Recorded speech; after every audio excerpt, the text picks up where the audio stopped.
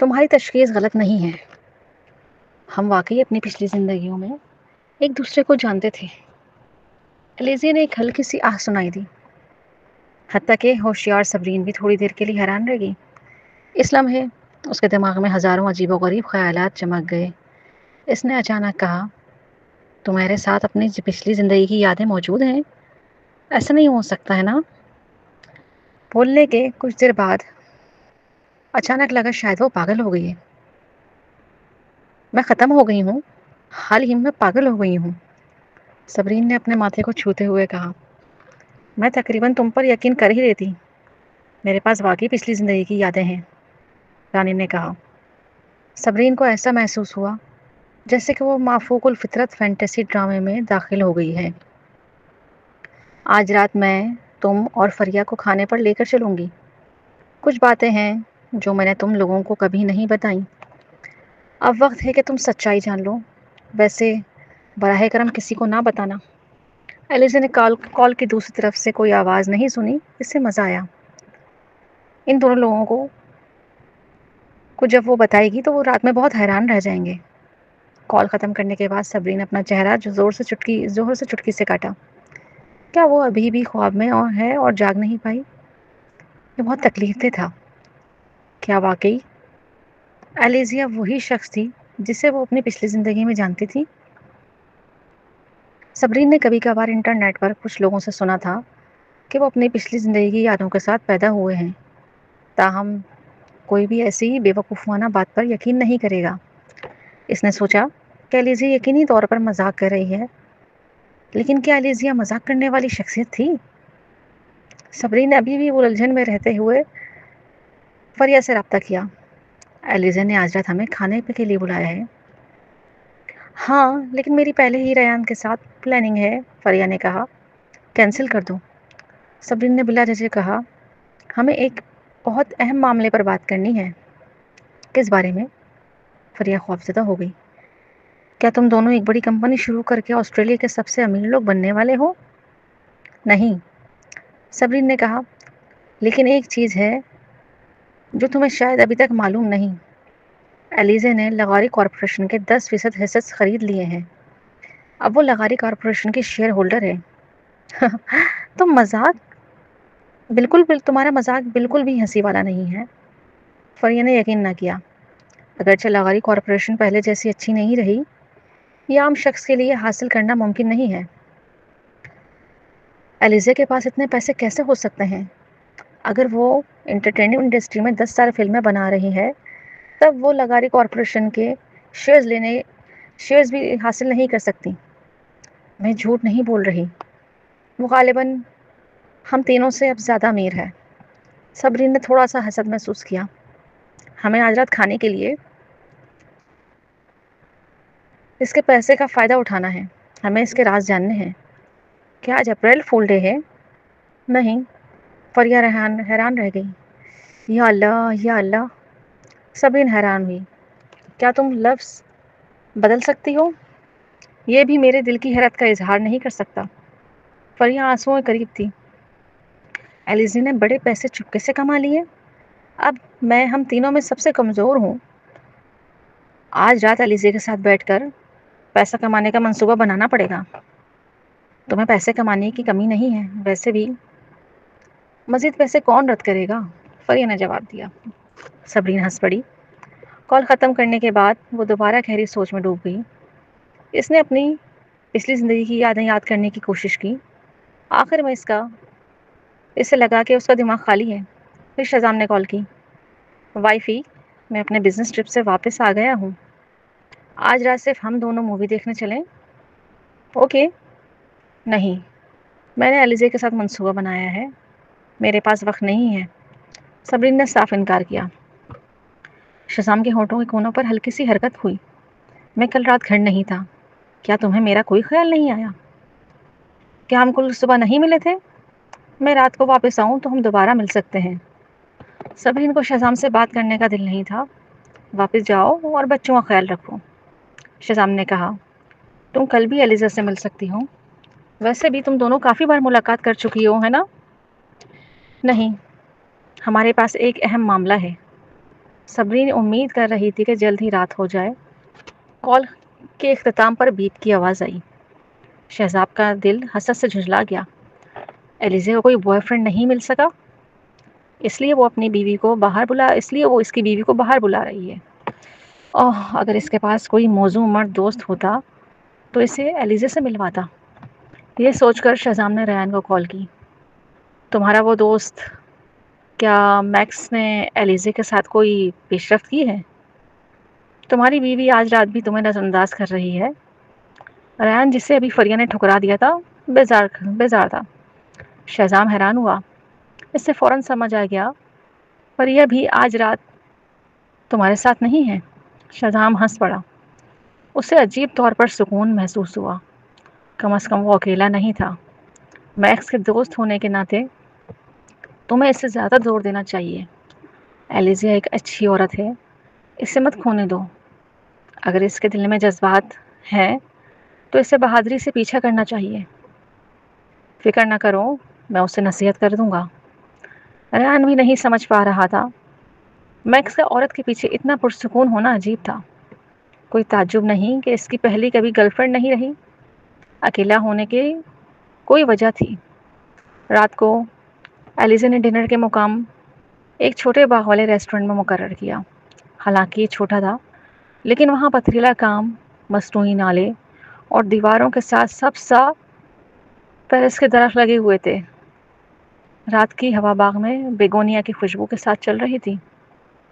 صبرین اور فریا پہلے پہنچ گئیں۔ ایلیزیا 5 منٹ لیٹ آئی۔ میں ایکسپیکٹ نہیں کر رہی تھی کہ تم لوگ اتنی جلدی آ جاؤ گے۔ ایلیزیا نے اپنی چیئر سنبھالی۔ اس نے کوئی میک اپ نہیں کیا تھا اور چہرہ صاف تھا۔ اس کا چھوٹا چہرہ روشنیوں کے نیچے بے گناہ لگ رہا تھا، جیسے پانی پر سورج کی روشنی چمک رہی ہو۔ پورے دن کام کے دوران تمہاری کلف ہینگر کی وجہ سے میرا دھیان بٹ گیا، صبرین نے اداس لہجے میں کہا۔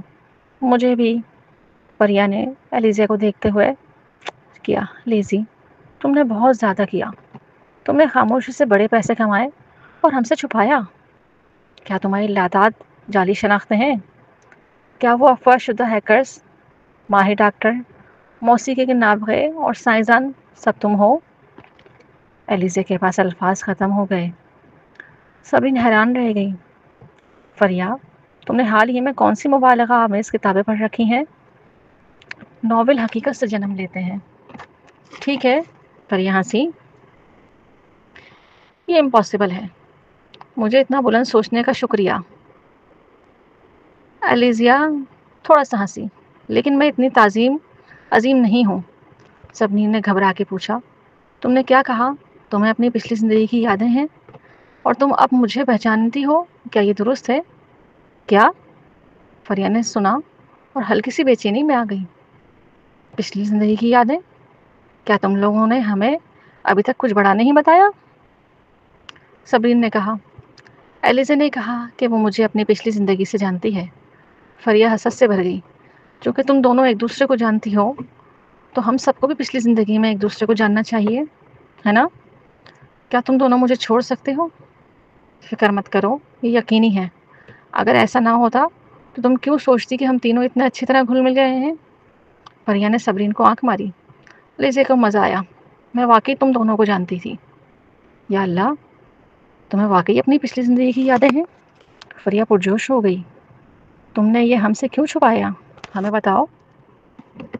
میں اپنی پچھلی زندگی میں کس قسم کی شخصیت تھی؟ مجھے لگتا ہے میں یقینی طور پر عظیم شخصیت تھی۔ میں کم از کم سائنسدان رہی ہوں گی۔ صبرین نے کہا۔ تم میرے بارے میں کیا؟ کیا شہزام اور میں پچھلی زندگی میں جوڑے تھے یا کوئی اور مرد تھا؟ ایلیزے کے ہونٹ کو کونوں پر ہلکی سی حرکت ہوئی۔ یہ دونوں لوگ بہت زیادہ سوچ رہے تھے۔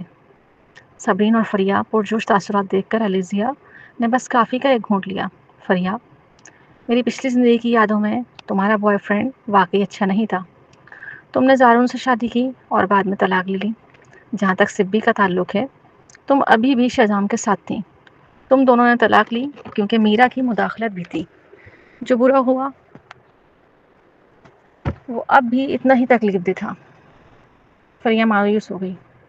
اوہ، واقعی کہ ہماری پچھلی زندگی میں زندگی کی طرح تھی؟ صبرین نے ایلیزیا کی طرف ایک نظر ڈالی۔ ایلیزیا، کیا تم ہم سے جھوٹ بول رہی ہو؟ کیا یہ پچھلی زندگی کا قصہ حقیقت نہیں ہے؟ میں تم سے جھوٹ نہیں بول رہی، تم لوگ اسے غلط سمجھ رہے ہو۔ ایلیزیا نے تلخ ہنسی کے ساتھ کپ نیچے رکھا۔ اس کے چہرے پہ سنجیدہ تاثرات تھے۔ اصل میں رانیہ ہوں، میں رانیہ شیرازی ہوں۔ کمرہ کچھ دیر کے لیے مکمل خاموش رہا۔ فریہ اچانک لرز گئی۔ مجھے اچانک بہت سردی لگ رہی ہے، کیا ایئر کنڈیشنر آن ہے؟ وہ لرزتی ہوئی صبرین کے قریب جا بیٹھی۔ حالانکہ رانیہ اس کی دوست تھی، لیکن یہ الفاظ پھر بھی اسے خوفزدہ کر گئے۔ صبرین ابتدا میں ٹھیک تھی، مگر فریہ کی حرکتوں کے بعد تھوڑا کنفیوز ہونے لگی۔ ایلیزیا، تمہارا مذاق تھوڑا زیادہ ہو گیا ہے۔ کسی مرے ہوئے انسان کے بارے میں مذاق نہ کریں، ٹھیک ہے؟ میں واقعی رانیہ ہوں۔ ایلیزیا کی نظر معصوم اور بے بس تھی۔ کیا وہ حقیقت جاننا نہیں چاہتے تھے؟ لیکن اس کے بتانے کے بعد بھی وہ اس پر یقین نہیں کرتے۔ جب مجھے جیل بھیجا گیا، میرا ملنے آئی اور بتایا کہ میرے والدین فوت ہو چکے ہیں۔ میں اسے بالکل قبول نہیں کر سکی۔ ایسا لگا جیسے انتقام نے مجھے گھیر لیا ہو۔ میں بھاگنا اور اپنے والدین کا حق حاصل کرنا چاہتی تھی۔ جزیرے پر اپنی کمیونٹی ورک کے دوران میں نے بھاگنے کا موقع لیا، مگر سمندر میں گر گئی اور بے ہوش ہو گئی۔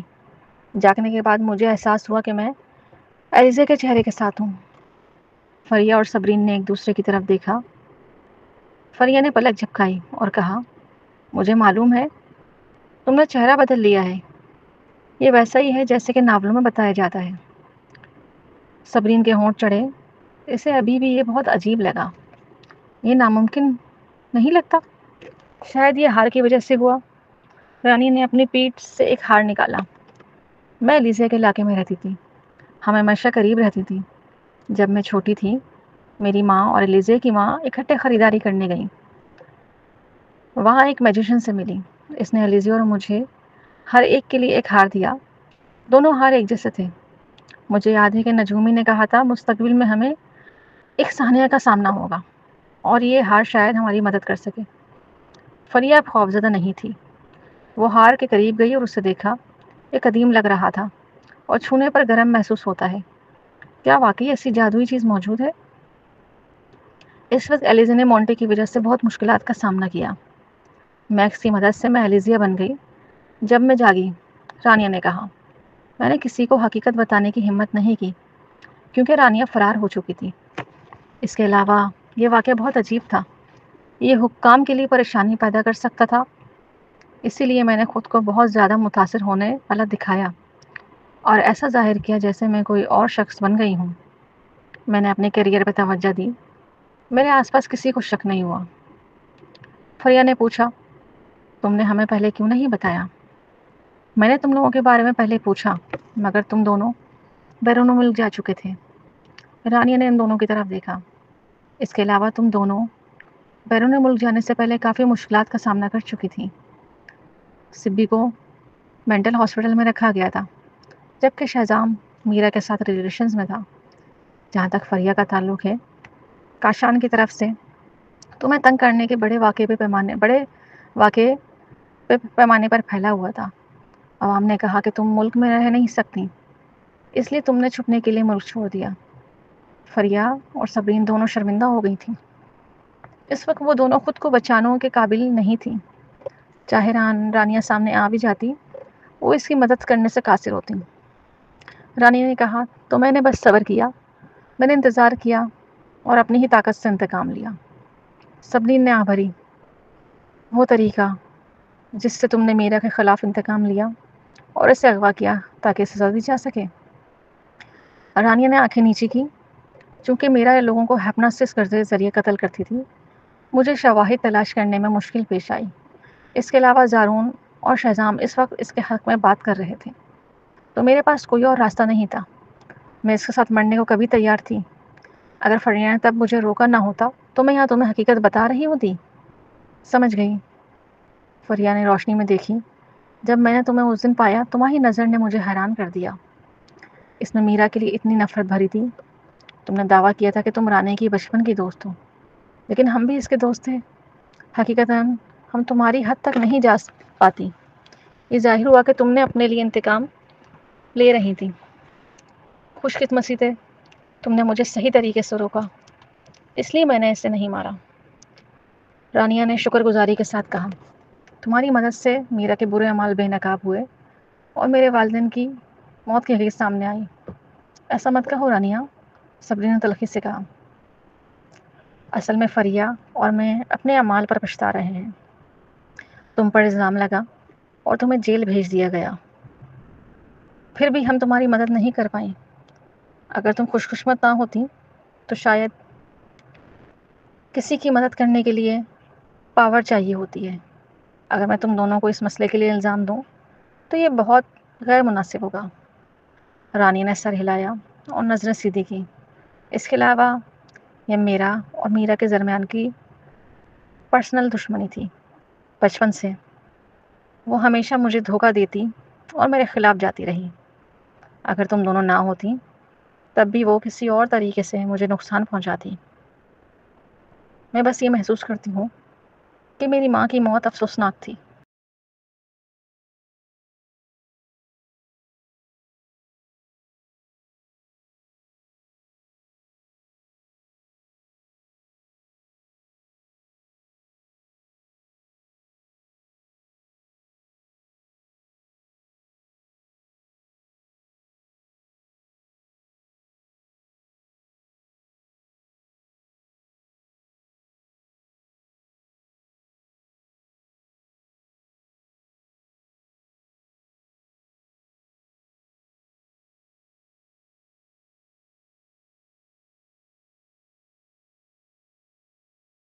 جب میری ماں میرے والد سے ملی تو اس کا کوئی ارادہ نہیں تھا کہ وہ ان کی چیزوں پر نظر رکھے۔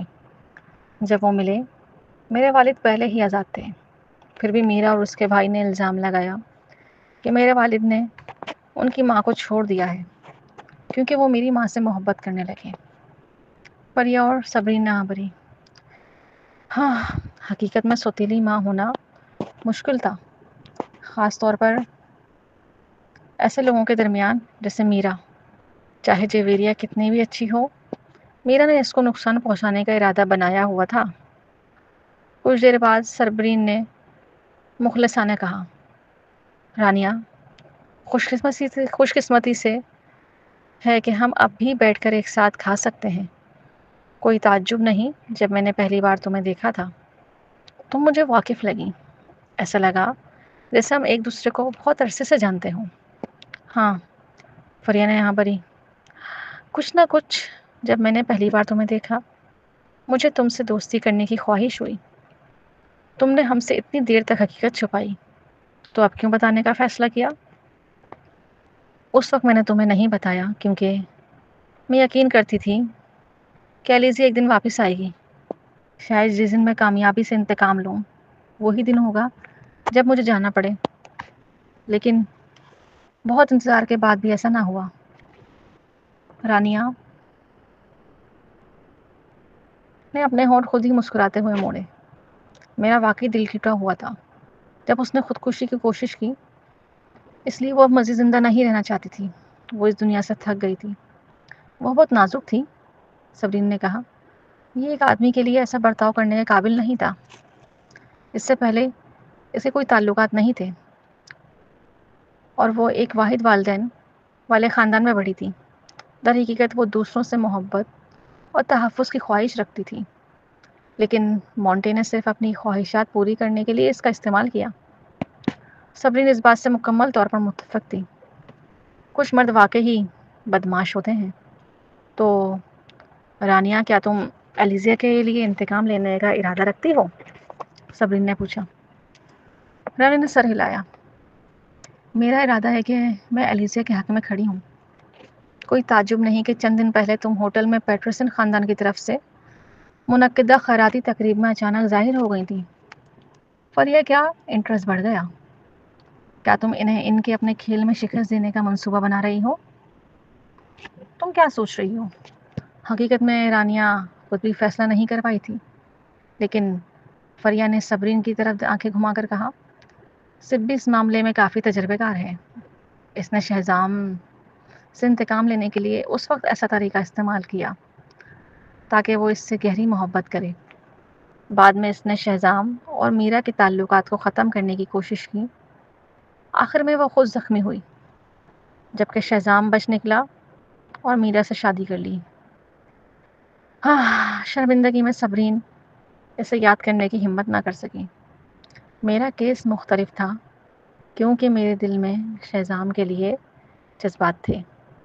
جب میں نے اس سے انتقام لینے کی کوشش کی تو میں برداشت نہیں کر سکتی. لیکن رانیہ کا معاملہ مختلف ہے. چونکہ اسے مونٹس سے کوئی دلچسپی نہیں تھی، اگر وہ اس طریقے سے تنویر سے انتقام لے تو میں یقینی طور پر اس کی اجازت نہیں دوں گی. تنویر کا ذکر کرتے ہوئے صبرین اور فریا کے دل کی دھڑکن تیز ہو گئی. وہ گھبرا گئیں. خیر رانیہ، فریا نے پوچھا، کیا تم ابھی بھی تنویر سے نفرت کرتی ہو؟ کیا تم نے لاہوری کارپوریشن میں اس سے انتقام لینے کے ارادے سے شامل ہوئی ہو؟ میں واقعی اس کے لیے مشکلات پیدا کرنا اور اس سے انتقام لینا چاہتی ہوں. رانیہ نے ہلکی آنکھ بھری. پھر بھی مجھے اپنی حدود کا علم ہے. تنویر کے سخت پیش نظر وہ مجھے بھی جہنم میں کھینچ سکتا ہے. میں بھی یہی سوچتی ہوں. صبرین نے اتفاق کیا. لیکن کیا تم واقعی اسے بھول سکتی ہو؟ حالانکہ تنویر پر میرا نے فائدہ اٹھایا، لیکن وہی تھا جس نے وکیل سے کہا تھا کہ تمہیں جیل بھیجا جائے. رانیہ نے اپنے سرخ ہونٹ خاموشی سے سکوڑے. بھول جانا، حقیقت میں وہ بھی یقین سے نہیں کہہ سکتی تھی. آخرکار جب بھی وہ تنویر کے سامنے آتی وہ کاٹنے والے جانور کی طرح ہوتی جس کے کاٹنے سے کھڑے ہو جائیں.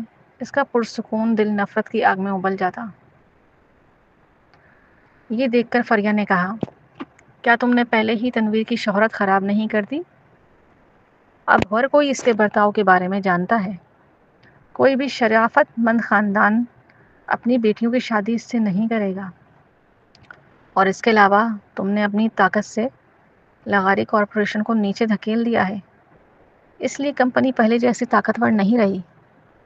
ریان کے مطابق لاہوری کارپوریشن کم از کم 50% مارکیٹ چھوڑنی پڑی ہے. بہت سے مقامی لوگ لاہوری کارپوریشن کے ہسپتال کا بائیکاٹ کر رہے ہیں. میں نے اس کے بارے میں سنا ہے، صبرین نے کہا.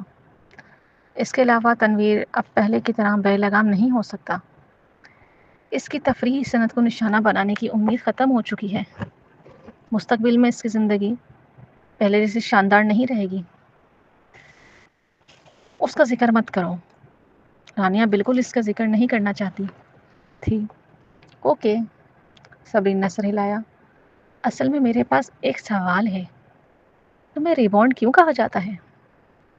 رانیہ نے پرسکون مسکراہٹ کے ساتھ کہا، یہ نام وہ تھا جب میں جیل جانے سے پہلے امریکہ میں تعلیم حاصل کر رہی تھی. پرسنلی مجھے فائنینس میں کافی دلچسپی تھی، اس لیے میں نے متعلقہ سرٹیفکیٹ حاصل کرنے کے لیے کئی ٹیسٹ دیے. لیکن میرے والد نے اسٹارٹ کیا کہ میں واپس آ کر ان کی کمپنی سنبھالوں. بعد میں ملک واپس آنے کے بعد میں نے اس شناخت کا استعمال چھوڑ دیا جب تک میں تم دونوں سے نہیں ملی. جیل جانے کے بعد رانیہ نام جرم سے جڑا ہوا تھا، لیکن ریبانڈ نہیں تھا. فریا نے ایک گہری آہ بھری. رانیہ، تم بہت غیر ایماندار ہو. تم نے آج ہمیں اپنی غیر معمولی شناخت کے بارے میں بتایا. تمہیں بتانے کا کوئی فائدہ نہیں تھا کیونکہ تم لوگ پیسے کے اتنے محتاج بھی نہیں تھی. رانیہ نے مسکراتے ہوئے کہا، پیسہ آسانی سے کمایا جا سکتا ہے لیکن پاور حاصل کرنا مشکل ہے.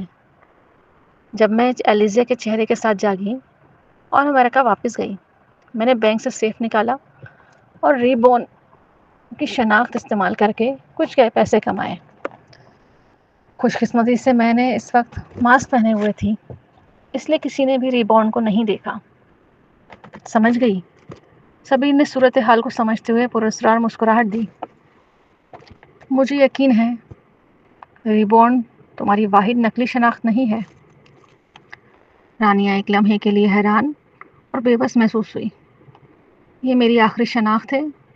اس کے علاوہ میں صرف پیرا فلم گروپ کی بڑی شیئر ہولڈر ہوں.